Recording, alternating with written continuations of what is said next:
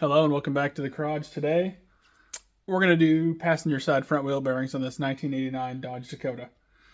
Like I've said on probably every video, this is not an 89 front end. This truck went through a tornado. This is a 1989 Dodge Dakota. It is two-wheel drive as well, so if you have a 4x4, be sure to watch, but I can't promise that this is going to help you out much. So I'll get this thing jacked up, get the tire off, and we'll see what we're dealing with here. Alright, so what I'm going to do here is I'm going to use this 1/4 inch, and I'm going to remove the brake, not shoe, caliper, and see how things look. Primarily because younger me didn't really do things correctly. You can tell it's grooved as can be, so I want to look and see how my pads are doing. If you didn't want to take off your caliper, you could take off the caliper, I think, with the bracket. And there's just two 3/4 inch bolts right there, and another one back here. What I'm going to do is I'm going to take the extra step, undo. There's a 1/4 inch Allen head here, and over here as well. I'm going to take both those out so I can take the caliper off and check that all out. Plus, I think there's something weird going on here. I don't know if it's this hose, if it's junk. It's fairly new, but this one likes to stick a little bit. It doesn't fully retract. That's kind of one of the reasons I look at this, see if those pins need greased or what exactly is going on here, because I might end up replacing that hose as well. But once I do bearings, then I'll look more into that, because these bearings don't feel hot either. So I'll probably hold off on the hose for now and see if it's just bearings. But yeah, I'm going to go ahead and remove this, and then we'll see how we look. Alright, so I was wrong. This thing probably doesn't have to come off, but whenever you have bad wheel bearings, you can have a grinding noise, something like that. Watch when I turn this. See how it's like catchy and bounces? And it sounds, I don't know if you can hear it, but it sounds dry as well. Yeah, it's not happy in there. And that could be, so this truck always has pulled right for about a year or so now, and I always assumed it was these brakes kind of holding up, and always assumed it was that new line. But front of these bearings could have been going bad for a little bit now. But see how it keeps jumping back. Yeah, they should go smooth. We'll see once we get the new ones on. But yeah, let's get this cap off and see what's going on under there. So get your cap off. Pretty simple stuff. You'll take a screwdriver and just pop it off.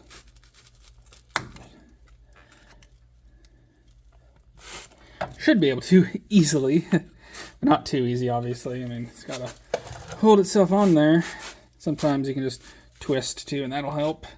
Pop it right out. Now, if you bought a new cap, you could honestly take a hammer and just beat it downwards. But I didn't, so I need to find that one. But now what you should have here is, somebody's been in here not too long ago. But we got pocket pliers, so all I got to do is bend this cotter pin.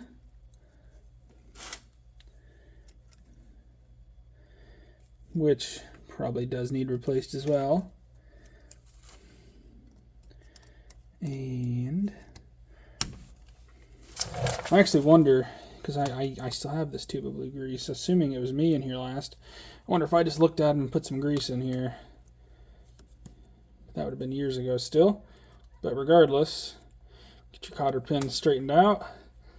A pair of side cutters actually works really nice to grab these on the top and pull them out with, then you can get a really good bite. But yeah, there's that. This is where I should have gloves on, but I don't. That's just a cover dealie, because it's not a castle nut. And you should be able to get just a pair of pliers. Let me grab my grossest looking pair of pliers that just did wheel bearings on, I don't know if that's 2 or 3 different cultivators. Let's see if we can just twist that off. Now, you shouldn't have this thing silly tight. Those are dry bearings.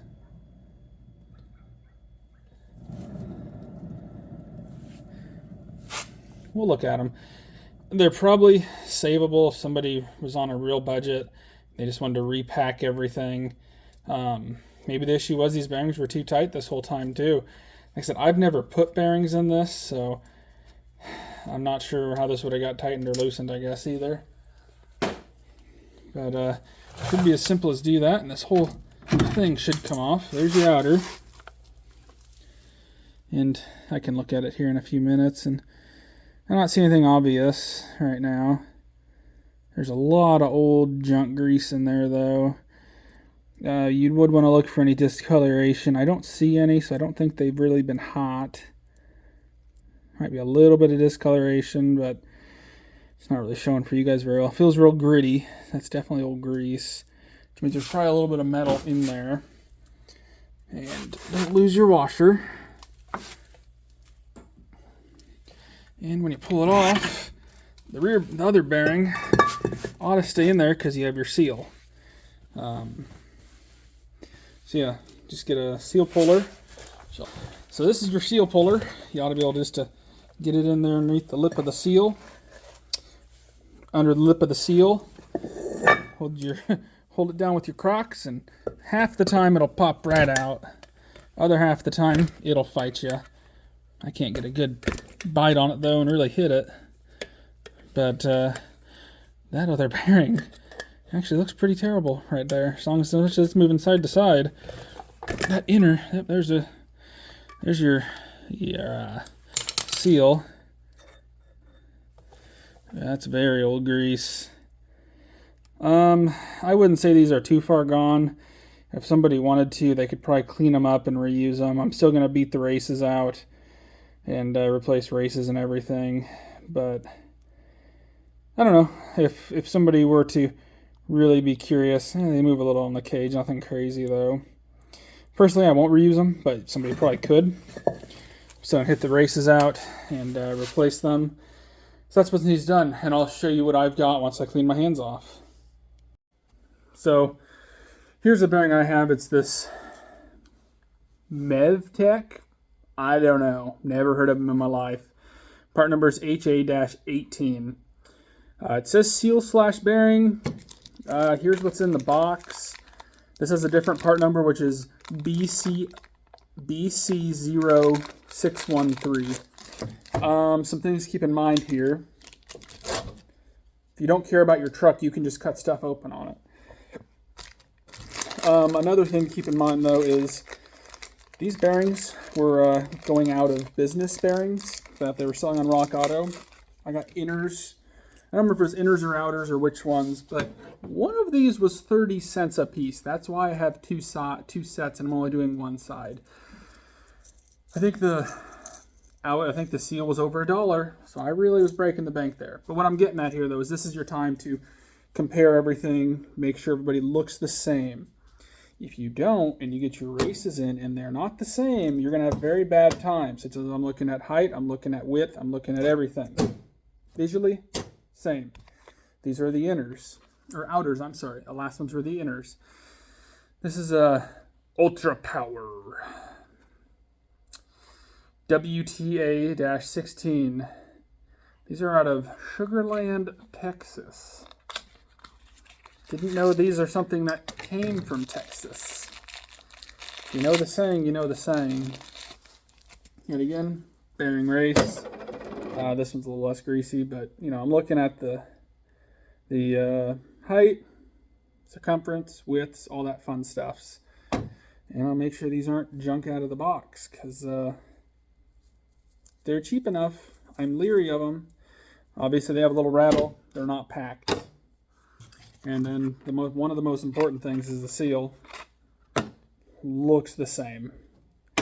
I feel pretty confident. I didn't realize how actually chewed up my seal is. Maybe those bearings are worse than I thought they were. But let's get to packing a bearing. So, before anybody says anything, I know he's wearing gloves. Oh my goodness, what real mechanic wears gloves? First of all, not a mechanic anymore. I'm just a guy who plays one on the internet. Secondly, I have a 1-year-old and a wife. If they need help, I gotta strip these babies off and get inside in about 3 seconds flat, and I probably need my hands to be semi-clean. But packing bearings, back to that. Now, if anybody would notice, Nope, it's all cut off of there. So we're going to call this wheel bearing grease. All right, now there's a lot of fancy wheel bearing packers. There's bearing packers out there. Can't think of the right words. But the way I do it's the old-fashioned way. Put it in your hand, take it, just push it through. Now the way you'll know once it's been pushed through is, I don't know if you guys will be able to see, it just started making its way up through the top of there. I've seen some people recently like put it on the outside and then they spin the bearing. Hey, whatever floats your boat. Maybe you guys did it differently than me. I don't care who does it, how they do it. Just pack the bearing. One thing I will say, either of these gloves or this grease is minty, and I don't know which, and that's really weird. It's not normal to sniff your grease. But one other thing to do is once you do this is I like to turn my bearings to make sure I didn't, this sounds silly, but essentially overpack it to where it doesn't want to spin. Would there be any long-term effects of that? I don't know. I've never not noticed it and installed it. I also figure too, whenever I spin it, then that gets every single one of these things greased. Little cylinder-looking bearing pieces. But yeah, that's pretty much it. Let's time-lapse me doing this because it's so fun to watch.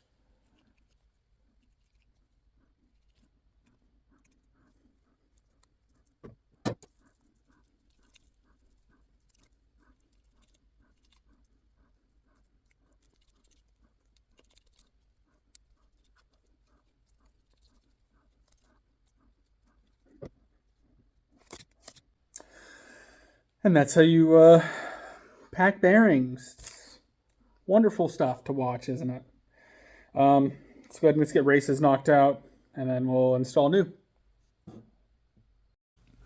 So I don't have a great way of videoing this, given my current setup. But what we're going to do is I'm going to try to show you how to get this outer bearing off first. Now, you take your punch and go down in there. You can feel just a lip. That lip that I'm on, I'll go to this side. That lip that I'm hitting is the race. You're just going to work it out. Actually, that one might have went really easy. Now let's go back to the other side. Find the lip. And back over here. It feels like it's hitting the ground now. And as you can tell, the race is right there on the end. Let's see if I can hurt myself while getting this out now. Hold it like that.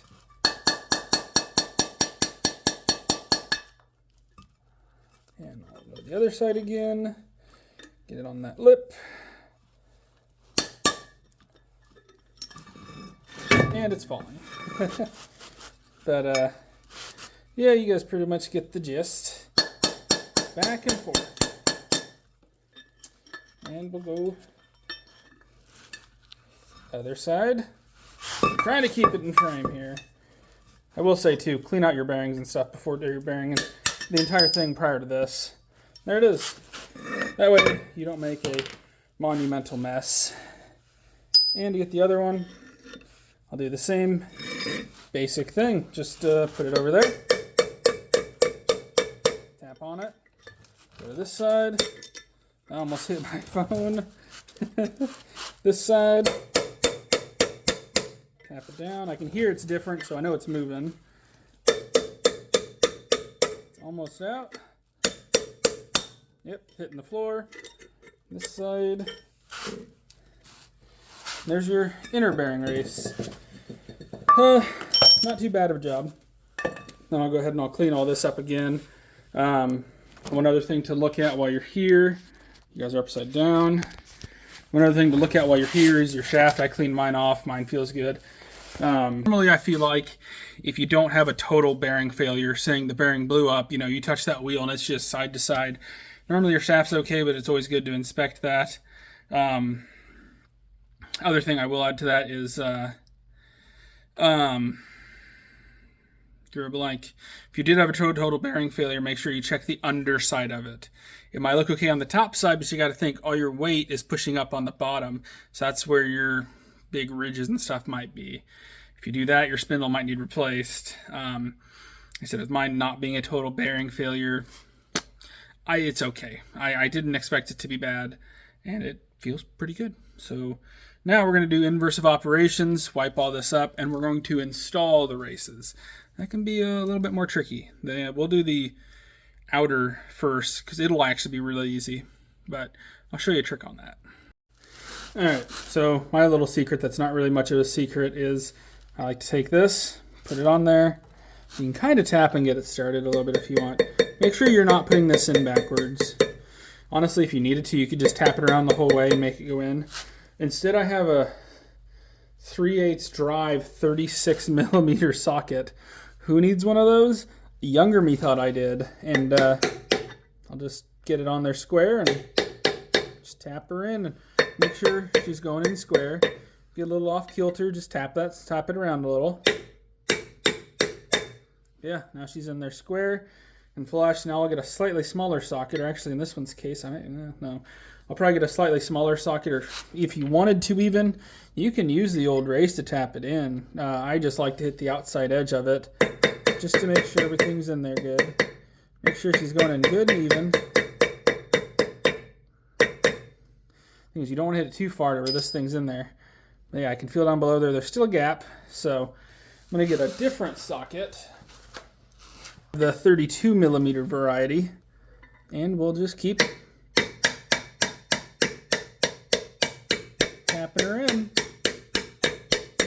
See, once that change in pitch was this thing bottoming out, that's why now it's more of a solid thud. You're going to run my finger underneath, make sure it's bottomed out all the way around, make sure there's not a high spot or anything. To me, everything in here feels pretty good. And we'll flip it over, and we'll do the same thing. This one could be a little more tricky, so I'll show you a little bit of tips and tricks there, hopefully. Alright, so same basic thing on the outer. Put it in. I like to kind of just tap around a little bit, get it started, you know. Just there we go. This will be a little more tricky than I wanted it to be, but what I have here is a thing that I built one point in time to knock what it basically is a shaft. It goes to a flat plate. Normally I hit the flat plate. This was used to knock out bat wing mower bolts. But I'll just use the other way and tap it down in. Now the downside is with that is now we're flush with this. So now I was like, oh, what are you going to do? This side's a little bit higher. Somebody out there's going to tell you, never hit on the bearing race. Yeah, you're probably right. But I'm showing people how to do it cheap, easy, without having to spend too much or take too much time. And here there's a big gap down there still. So we're going to try to find either a pipe or a socket real quick that'll fit that, and then we will continue to tap it in. Now one thing you could do if you're really careful is, like this is a round piece of metal. You can take it and you can follow that edge. You know, you can tap on it. You can work it all the way around. It's not the most enjoyable time, but you can make it happen. I'm not going to say it's the best method, but you can make this work if you really have to. That's why you don't want to do it, because you could do that and chip it. Like I said, you can make that work if you need to. Like I said, I'd rather find a bigger pipe the same size as this. But I think I'll keep working at this. I'm going to keep digging through my junk and find something that'll work. And we'll get it back in. Like I said, if you need to, you can always take the old race, you know, and just tap it in. So one thing I should add too that I completely forgot to mention is they do make things to drive-in bearing or drive-in races, seals, things of that such. I don't have any that are big enough for this, but what I do have is an old shaft that has a bearing that's stuck on it, and it fit in there perfectly. This is more about making do with what you got instead of going out and spending money on things that you don't necessarily need. If it's your first time doing it and you have a very small amount of resources such as that, I can't imagine they're too expensive. Go to Harbor Freight, buy the one. You might never use it again. That's why I don't recommend spending big money on this unless you work in a shop and you're actually going to use it a lot. But it's enough rambling. I'm going to clean out any dirt that might have fell in this, and then we'll get the bearings and seal in place, and we'll reinstall. So all I've done is I've just put the seal in there, and the bearings sitting in there, and just like how it came apart, just take it, slide it on. I'm going to end up needing 2 hands to get it on the rest of the way, because the seal theoretically should fight me a little bit in the back, which actually went on pretty easy.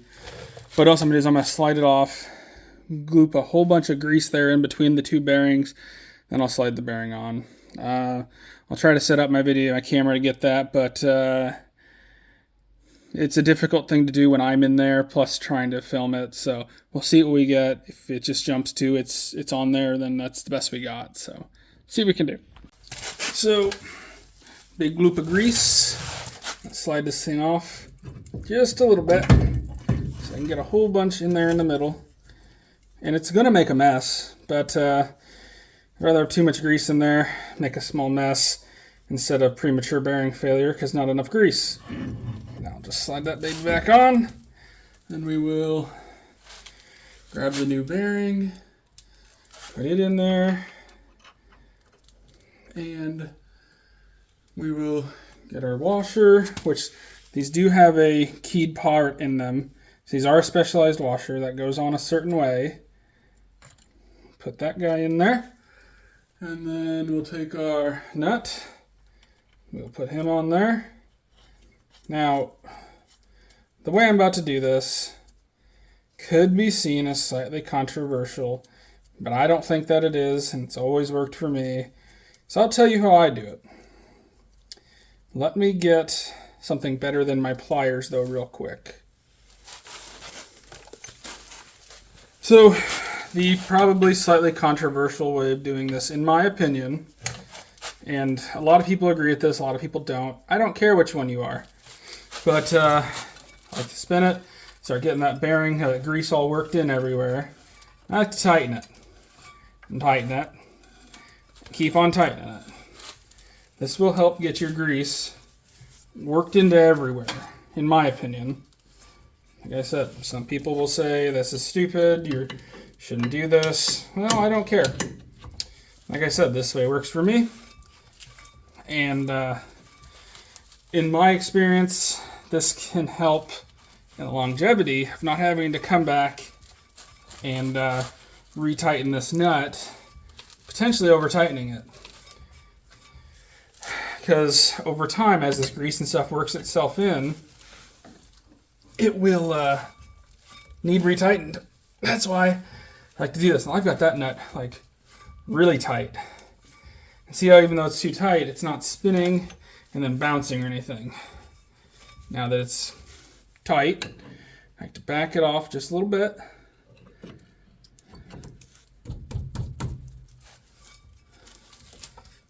That might be a little too much. Some people would say right about there is about perfect. This is where I actually like to loosen up more. Then use my pliers on it because I know how that's supposed to feel. It's a hard thing to explain if you've never felt it. But yeah, that's not tight at all.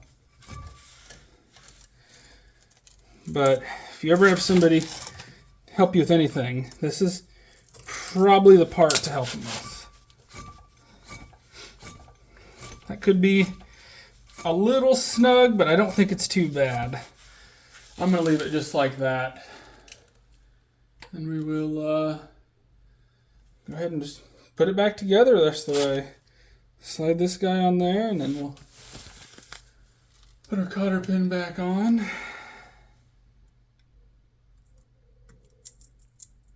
Make sure that it is clocked correctly. This is where you might have to adjust your nut one way or the other if this guy doesn't allow you to set where you need to, which I don't think this one's gonna.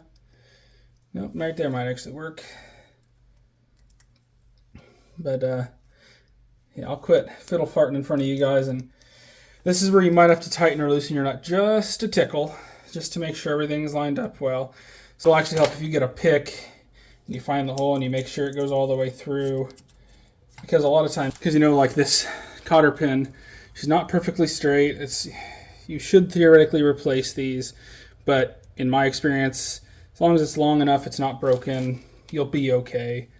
Like I said, that's where putting the pick through kind of helps you know that, hey, everything is straight, everything is solid, everybody's lined up. Sometimes you have to help it through a little. And there's also a million different ways to bend a cotter pin.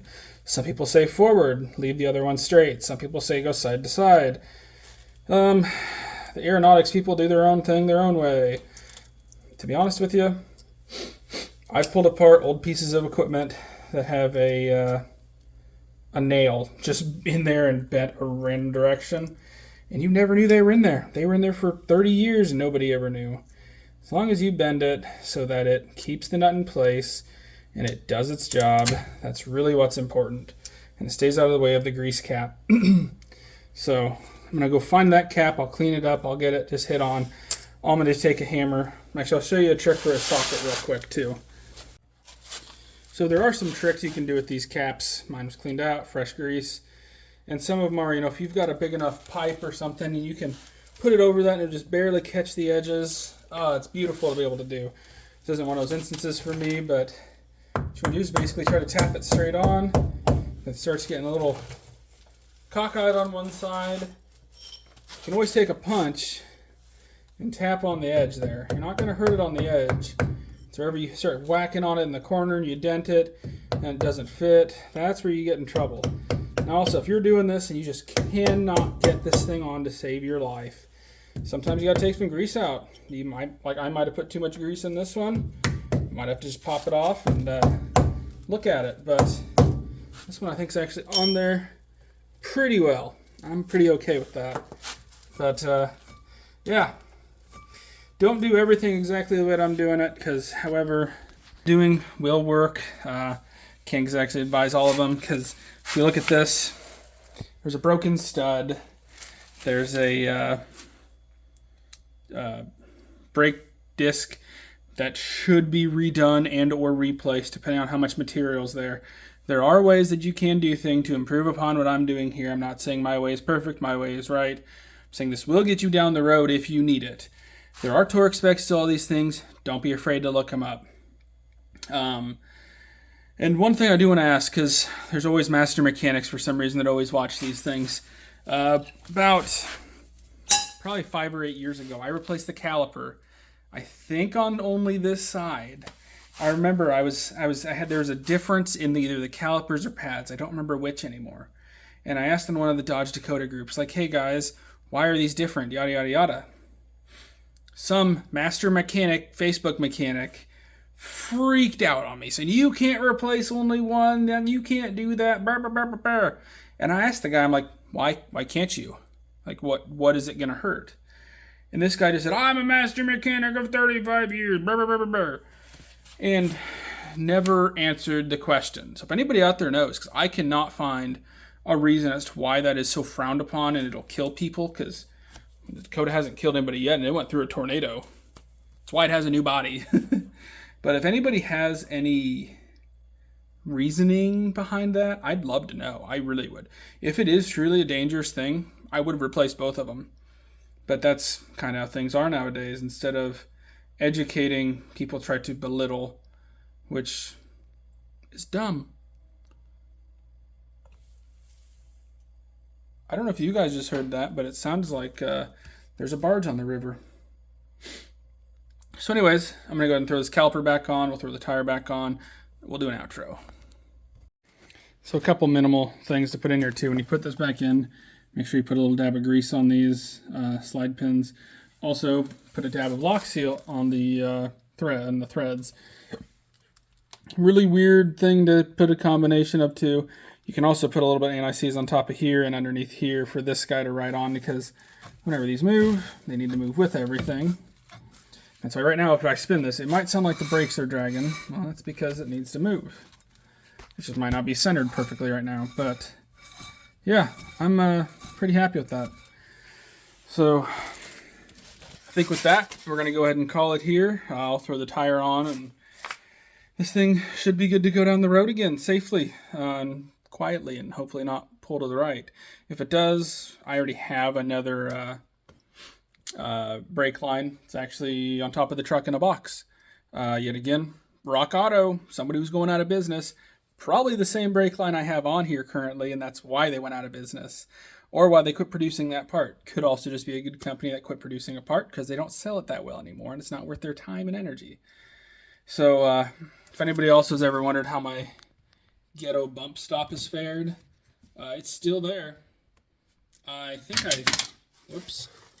I made a video about that, how that's actually like a Jeep Wrangler bump stop, I think, that I chopped up. And maybe I was too embarrassed to actually put it on the internet. Don't remember which, but it's still there. So yeah, kind of got off on a couple tangents here at the end. Also, I think I asked this in my last video as well. If anybody wants to see any farm-related stuff, let me know. I know I'm going to go to an auction here in a couple weeks and hopefully pick something new to me, not new at all. Probably same as the rest of my junk. And if I pick that up, we'll do a video over picking it up, what I looked for, what I didn't want, what I did want. And some unknowns about it too that I'm gonna have to learn. So, plus I think we will be showing some getting baler and mower and stuff ready here in the near future.